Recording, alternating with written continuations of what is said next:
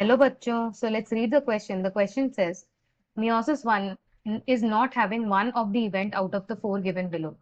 First, the DIY bivalent chromosome align on the equatorial plate. Second, the DIY crossing over occurs between the sister chromatids of the homologous chromosome. Third, the DIY homologous chromosomes separate, while sister chromatids remain closely associated with each other at their centromeres. And fourth option, the DIY recombination nodules are formed. So the key concept for this question is prophase 1 of meiosis 1.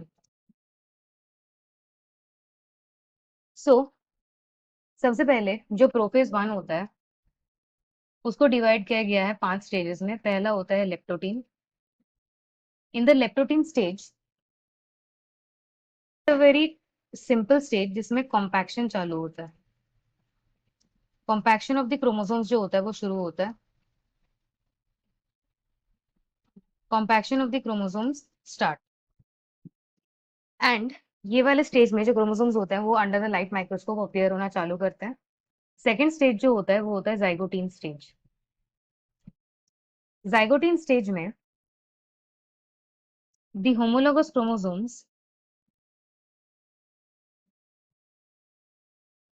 they start pairing with each other and इसी को बोला जाता है homologous pairing और it is called synapses. इसी process को synapses बोला जाता है एंड साइनैप्सिस के फॉर्मेशन के बाद एक कॉम्प्लेक्स बनता है जिसे बोलते हैं synaptonemal complex. Basically electron microscope this shows this synaptonymal complex with our eyes and this complex is formed by a pair of synapsed homologous chromosome जिनको बोला जाता है bivalent। दो होमोलोगस क्रोमोसोम जब साथ में प्रेजेंट होते हैं, एक मदर से आता है एक फादर से आता है, एक मैटरनल क्रोमोसोम होता है एक पैटर्नल क्रोमोसोम होता है और ये साथ में एक साथ पेयरिंग करते हैं। इसी पेयरिंग को बोला जाता है होमोलोगस पेयरिंग और सिंस यहाँ पे two of them are present that is why it is called a bivalent. Next stage होता है पेगाइटीन स्टेज। पेगाइटीन स्टेज में जो बाइवैलेंट्स होते हैं each of the chromatids of bivalents they start to appear very distinctly and now they are called tetrads। Basically each of the arm जो bivalent के single single arms होते हैं वो बहुत ज्यादा रेजोल्यूशन में दिखने लग जाते हैं। इस बार बाइवैलेंट जो दो स्ट्रक्चर में दिखता है वो अब चार स्ट्रक्चर में दिखने लग जाता है। मतलब पहले these two are non distinguishable but जो टेट्राइड होता है उसमें ये और ये चारों एक साथ मतलब चारों बहुत अच्छे रेजोल्यूशन में दिखते हैं। इस स्टेज में सबसे इंपॉर्टेंट जो चीज होती है वो होता है crossing over. Crossing over occurs in a specific structure called the recombination nodules। recombination nodules वो वाले structures होते हैं जहाँ पे homologous chromosome में exactly recombination होता है एंड इन recombination nodules में एक एंजाइम वर्क करता है जिसकी वजह से recombination होता है। It is called the recombinase enzyme. Fourth stage जो होता है वो होता है डिप्लोटीन स्टेज। डिप्लोटीन स्टेज में होमोलोगस क्रोमोसोम्स जो होते हैं जो क्रॉसिंग ओवर कर रहे थे वो साथ में जुड़े हुए थे। डिप्लोटिंग स्टेज में वो जो सारा होमोलोगस क्रोमोसोम होता है वो अलग अलग हो जाता है that is it is called the dissolution of homologous chromosomes pairing. जो पेयरिंग होती है वो बिल्कुल अलग हो जाती है but they are attached at a single place which is known as काइजमैटा।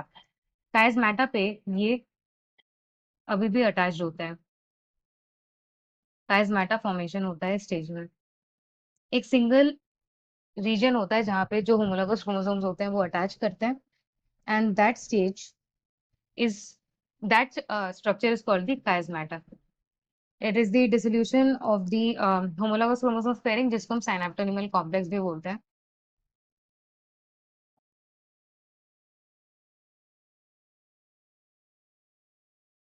And finally जो स्टेज होता है वो होता है डाइकाइनेसिस। एंड डाइकाइनेसिस में फाइनली जो काइस्मेटा होता है उसका भी रेजोल्यूशन हो जाता है या उसका भी टर्मिनलाइजेशन हो जाता है। There is the terminalisation of काइस्मेटा।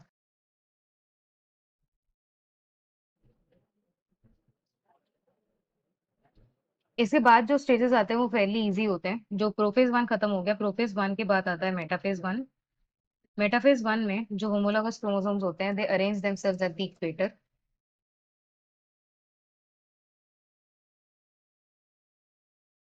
Basically जो होमोलॉगस क्रोमोसोम्स होते हैं वो they arrange themselves at the equator, the homologous chromosomes,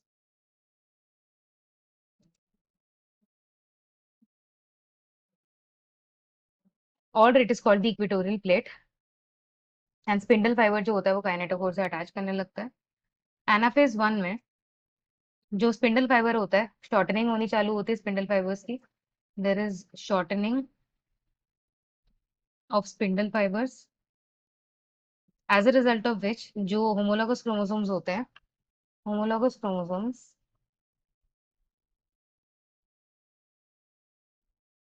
the homologous chromosomes, they start to move towards the opposite pole। opposite poles की तरफ वो मूव करने लगते हैं। एंड जो लास्ट स्टेज होता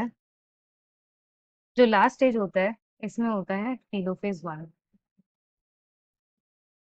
टीलोफेज वन में वापस जो न्यूक्लियस होता है, न्यूक्लियस जो न्यूक्लियर मेम्ब्रेन होता है वो reappears, nuclear membrane reappears. And cytokinesis होता है इसके बाद, जिसके बाद एक सेल जो है दो सेल में डिवाइड कर जाता है। And also cell organelles return to their normal structure. So finally coming back to the question, question में सबसे पहला ऑप्शन दिया हुआ है कि मियोसिस वन किस में नहीं होता। सॉरी, मियोसिस वन इनमें से कौन से इवेंट्स मियोसिस वन में नहीं होते। सो पहला ऑप्शन दिया हुआ है bivalent chromosome arrange at the equatorial plate, ये होता है मियोसिस वन में। बाइवेलेंट क्रोमोसोम जो होता है इक्वेटोरियल प्लेट पे अरेंज करते हैं मेटाफेज वन के टाइम पे। दूसरा दिया हुआ है crossing over occurs between the sister chromatids of the homologous chromosome.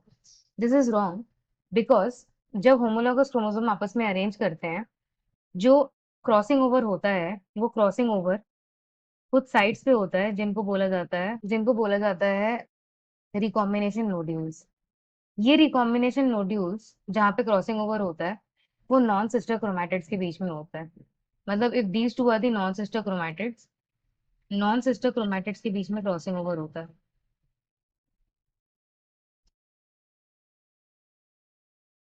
तो सिस्टर क्रोमैटिड्स के बीच में क्रॉसिंग ओवर नहीं होता, तो ये ऑप्शन गलत हो गया, ये मियोसिस वन में नहीं होता। होमोलोगस क्रोमोसोम सेपरेट, ये भी सही है, while the sister chromatids remain closely associated with each other. जो सिस्टर क्रोमैटिड्स होती हैं मेटाफेज वन के बाद, जो सिस्टर क्रोमैटिड्स होती हैं वो साथ में रह जाती हैं। सॉरी, एनाफेज वन के बाद जो सिस्टर क्रोमैटिड्स होती हैं वो साथ में रह जाती हैं। मतलब ये दोनों ये आपस में सिस्टर क्रोमैटिड्स थे और ये नॉन सिस्टर क्रोमैटिड्स है। So these are non sister chromatids and these are sister chromatids. जो सिस्टर क्रोमैटिड्स होते हैं वो, जो एक क्रोमोसोम होता है एक पोल में जाता है, दूसरा क्रोमोसोम दूसरे पोल में जाता है, तो सिस्टर क्रोमैटिड साथ में रहते हैं। ये आंसर सही, ये भी ऑप्शन सही है। And fourth option is recombination nodules are form, ये तो बनता ही है, रिकॉम्बिनेशन नोड्यूल्स प्रोफेज वन में बनता है। सो इसमें से गलत ऑप्शन बी है। So the final answer for this question is option B. Hope you understood well, best of luck.